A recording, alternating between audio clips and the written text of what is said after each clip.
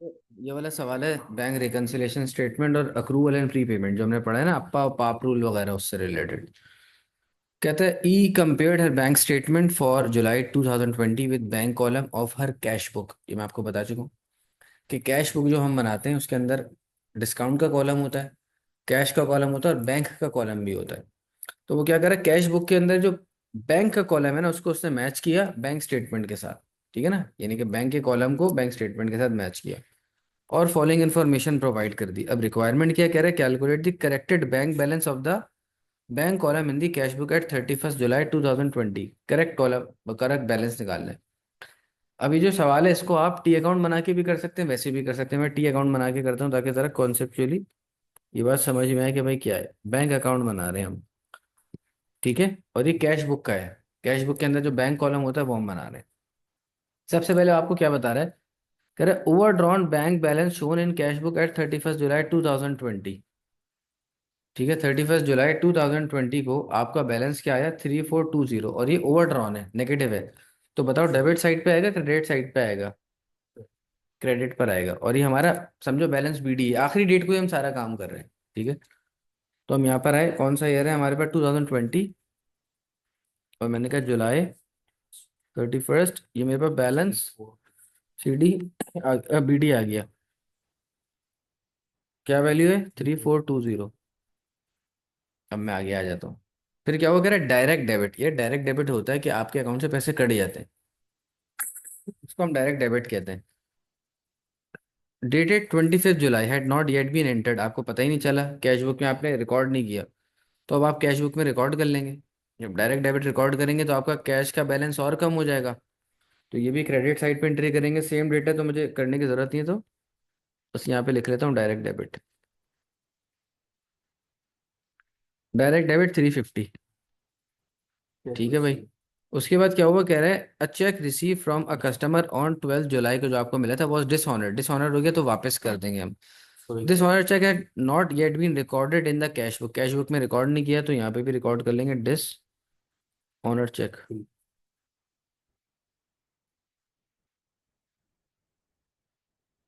कितनी अमाउंट है इसकी, 665 है।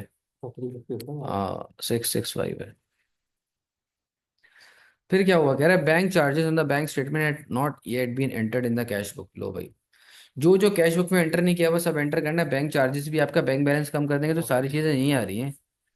बैंक चार्जेस हमारे पास आ गया 45, 45 आ गया। अब इसका भाई टोटल कर लें तो टोटल आपके पास आ रहा है, बैलेंस शीट इस तरफ आ जाएगा, सेम डेट ही होगी 2020 जुलाई 31, balance C D, this will be 4480।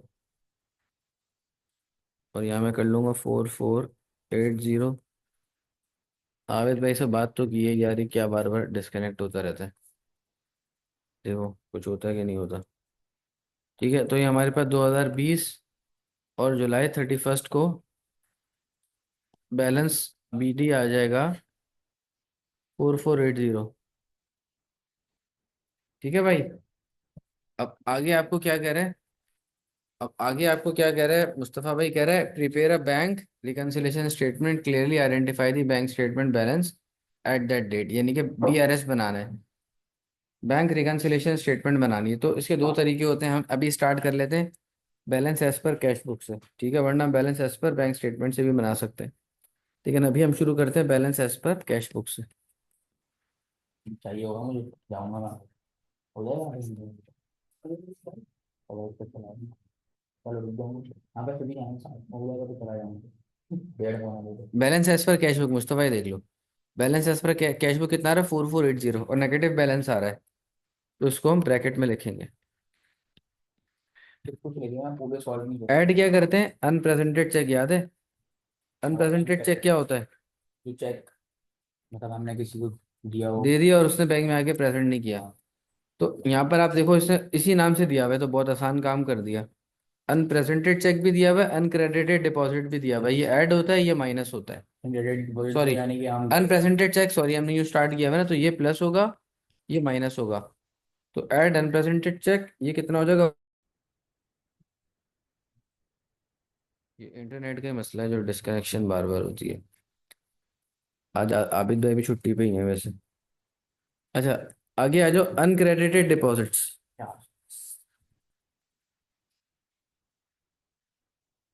Uncredited deposits ये माइनस करेंगे, और इसकी वैल्यू ऊपर उसने दी हुई थी 410। कैलकुलेटर उठाएं और फटाफट मुझे बता दें क्या आंसर आ रहा है एकदम। 4480 में प्लस करना है, लेकिन वो तो नहीं, माइनस में। -4480 +1290 -410, तो ये क्या आएगा, balance as per bank statement. तो दोनों माइनस को प्लस करके डायरेक्ट माइनस कर। 4480 प्लस 410। अब इसके ऊपर माइनस कर देते हैं, 1 2 -3600। ये आना चाहिए, ये है। -3600, ठीक है। ये आपका आ गया। नेक्स्ट क्या, आगे आगे देखो, आगे क्या कह रहा है, E is concern that her bank balance has decrease significantly, बिल्कुल नजर आ रहा है, during the last year she is considering how to improve her liquidity. $100। अब वो सोच रही है कि अपनी लिक्विडिटी को, liquidity how much cash you are having, इसको लिक्विडिटी कहते हैं, कैसे अच्छा करे। कह रहे हैं suggest one effect of each of the following proposal. पहला प्रपोजल आया कि hire new non current asset instead of purchasing them, purchase ना करो, हायर कर लो। हायर परचेज जो हमने बिजनेस में पढ़ा है, हायर परचेज होता है हाँ, कि आप चीज ले लेते हैं, रेंटल समझो, रेंटल। ठीक है। तो इसमें क्या होता है कि आपका लार्ज आउटफ्लो ऑफ वो नहीं होता कैश, नहीं ठीक है। मतलब दूसरा। तो ये जो भी है इसका नाम क्या है, इनोलिया। इन न्यूला डज नॉट हैव टू पे लार्ज अमाउंट ऑफ कैश, ज्यादा पैसा नहीं देना उसको, बस काम चल जाएगा उसका। ठीक है। Delay to purchase these assets. नीचे वाले में देंगे कि हो सकता है कि फिर सप्लायर हो वो तो दूसरी तरफ की बात है, अभी हमने बताना है कि फायदा इसको क्या होगा अगर फायदा डिले तो पेमेंट करते हैं। हाँ, तो money, just one effect of money. हाँ, मनी विल, हम कह सकते हैं will be retained in the business, will be retained in the business, जिसको मुख्तलिफ पर्पज के लिए यूज कर सकता है। इन द बिजनेस,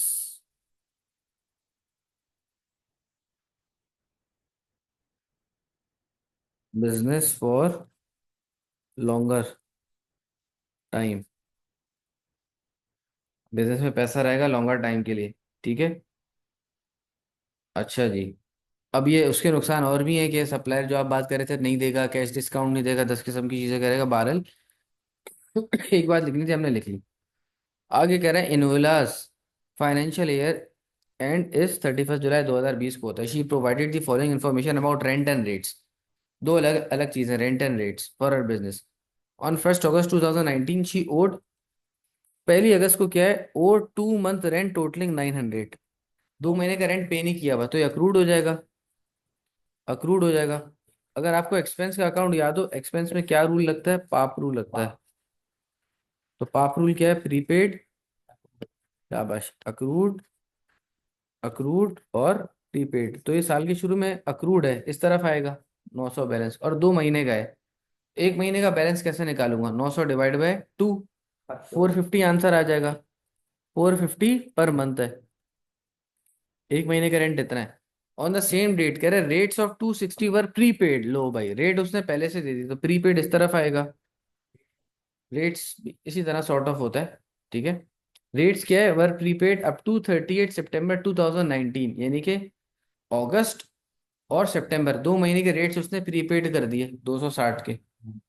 तो रेट पर मंथ कितना हो जाएगा, 260 डिवाइड बाई 2, शाबाश, 130 पर मंथ आ जाएगा। आगे कहता है during the year ended 31 July 2020 the following payments were made by credit transfer, bank से उसने ट्रांसफर कर दिया। 1 अगस्त को उसने 7 महीने का रेंट दिया जो कि 3150 था। फिर अक्टूबर 1 को उसने 12 मंथ्स का रेट्स दे दिया। पहले 2 महीने का एडवांस में दिया हुआ था, 2 महीने का एडवांस था, 12 महीने का और दे दिया, तो फिर 2 महीने का एडवांस हो गया, फिर दोबारा 2 महीने का एडवांस हो गया। अब ये जो 12 महीने का इसने रेंट दिया है, इसको डिवाइड बाय 12 कर लूं तो 1 महीने का आ जाएगा। करो जरा क्या आंसर आ रहा है। 155। 155, और 2 महीने का इसने दिया हुआ एडवांस, तो इसको मल्टीप्लाई बाय 2 कर दूं, प्रीपेड की वैल्यू आ जाएगी 142 and 310। 310, ये प्रीपेड होगा। ठीक है, याद रखना, ये प्रीपेड होगा। इसी तरह उसने क्या किया, ये देखो, इसको मैं मिटा देता हूँ थोड़ा। मार्च 1 को 6 मंथ्स का रेंट दिया 2700 रुपये, 6 मंथ्स का। अब इसका एयर एंड उसने बताया हुआ है कब हो रहा है, एयर एंड हो रहा है उसका 31 जुलाई को। तो कितने महीने हो गए, मार्च, अप्रैल, मई, जून, जुलाई, 5 महीने हो गए। इसने 6 महीने का रेंट दिया है, यानी कि एक महीने क्या हो गया आपके पास, क्या हो गया एक महीना। मार्च 1 को देखो, ये क्या कर रहा है आप देखो, शुरू से देखो। अगस्त 1 को जब शुरू हुआ, हम बात कर रहे हैं रेंट की, जब साल शुरू हुआ तो 2 महीने का अक्रूड था। फिर इसने कितने महीने का रेंट दिया, 7 महीने का रेंट दे दिया। 7 महीने का इसने क्या किया, रेंट दे दिया, 7 मंथ्स का रेंट दे दिया। टोटल इसमें फिर इसने 6 महीने का रेंट फिर दिया, 6 महीने का रेंट फिर दे दिया, तो टोटल 13 महीने का रेंट दिया। माइनस करेंगे 11 और 2 माइनस, हाँ ये चीज आप समझ गए, 11 महीने, यानी कि एक महीने का अक्रूड है रेंट, एक महीने का रेंट अक्रूड है। यहाँ तक समझ में आ गई। अब 2700 को आपने डिवाइड बाय 6 किया, क्या आंसर आया था, 450। ये जो 450 है ना, ये एक महीने का रेंट है। ये जो 450 होगा, ये जो 450 होगा, ये आपके पास अक्रूड होगा। समझ में आ गई बात। अब देखो, हम इस सवाल को शुरू करते हैं करना। ये देखो, इसने पहले तो ये काम मुझे करके दिया हुआ है, तो मुझे आसानी हो गई। 260 इसने बता दिया, ये रेट्स इस तरफ आ रहा है प्रीपेड, और रेंट इधर आ रहा है 900। ये हमने सवाल में देख लिया था, अक्रूड और प्रीपेड। अब हम उसके बाद की बातें करना है। सवाल तुमने खोला है अपने पास, ठीक है, सवाल अपने पास खोल के रखो ताकि आपको समझ में आ जाए क्या चीज़ हो रही है। सबसे पहले देखो, ये 7 महीने का रेंट दे रहे हैं, तो बैंक क्रेडिट हो जाएगा, रेंट डेबिट हो जाएगा। इसी तरह रेट्स पे कर रहे हैं, फिर बैंक क्रेडिट हो जाएगा, ये डेबिट हो जाएगा। ये तीनों पेमेंट जो है ना आपके पास, ये डेबिट होंगी इस अकाउंट में आके, डिफरेंट डेट्स को। अब सवाल खोला हुआ है, देखो यहाँ पे आके हम कर लेते हैं कि क्या हो रहा है। अगस्त 1 के बाद ये काम कब कर रहा है, अगस्त 1 को कर रहा है पहली पेमेंट, सेम डेट को ही कर रहा है ना। और क्या कर रहा है भाई, 7 मंथ रेंट 3150। हाँ बैंक लिख दूंगा,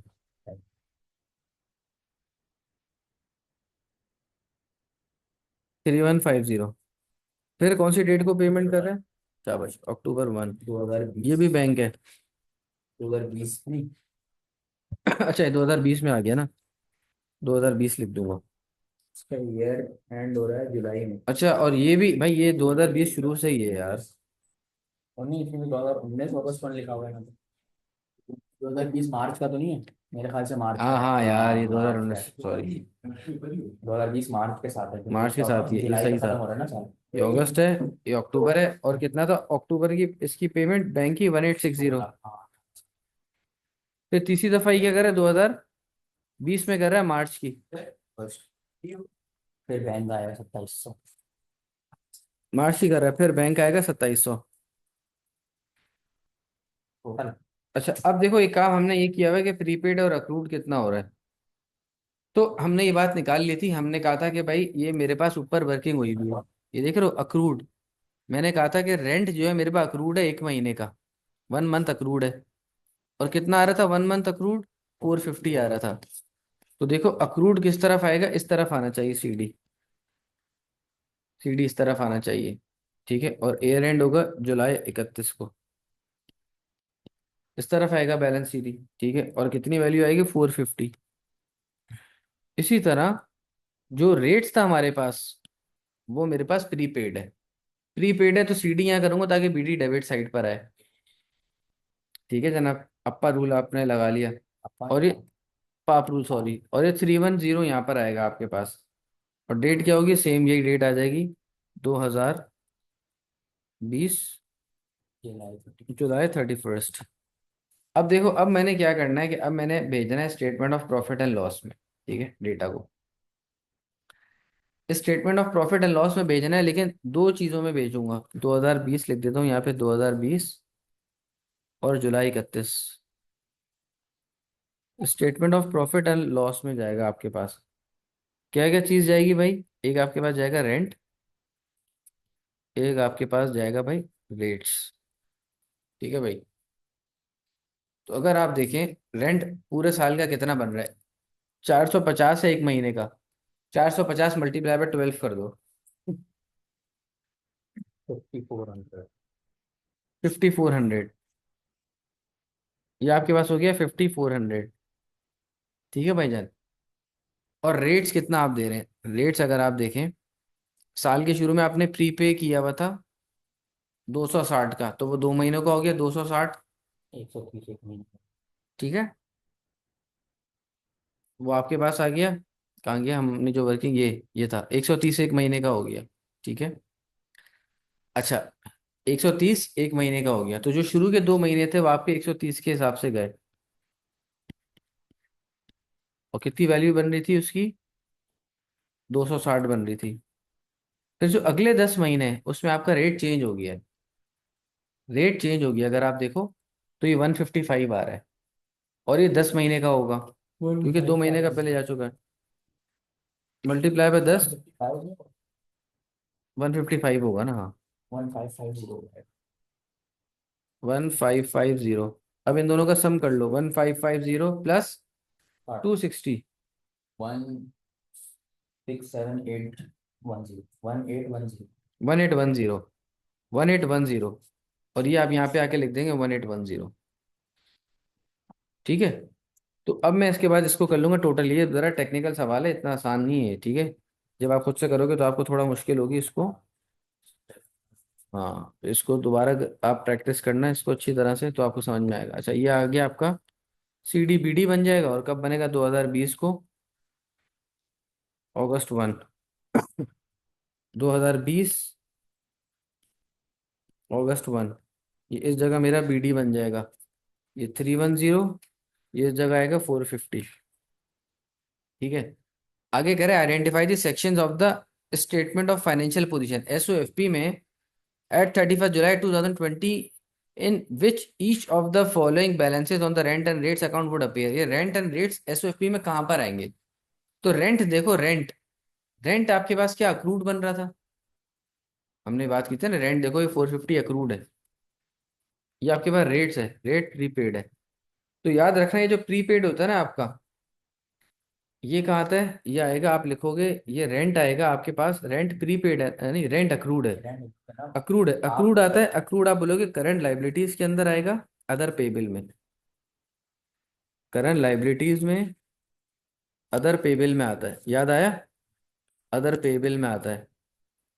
और जो आपका प्रीपेड है, रेट्स आपका प्रीपेड है 310, तो ये करंट एसेट में आएगा और अदर रिसीवेबल में आता है।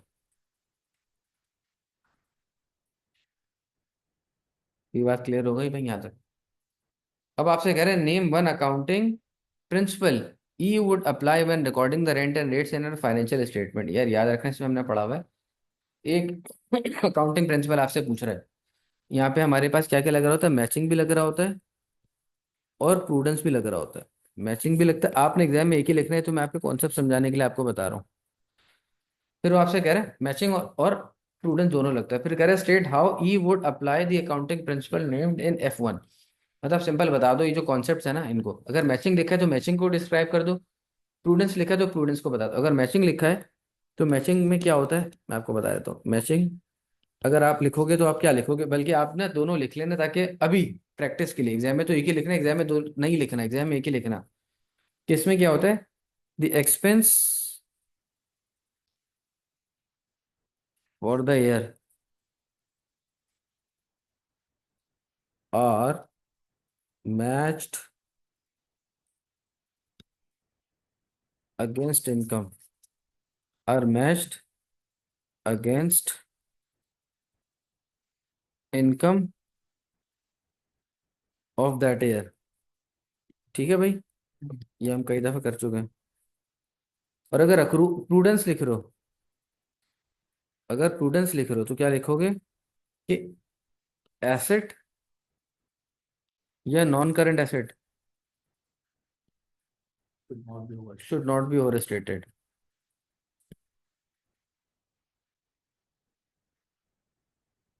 ठीक है, तो ये हमारा ये पार्ट हो गया आपके पास। ठीक है, अब इसको आप कॉपी कर सकते हैं।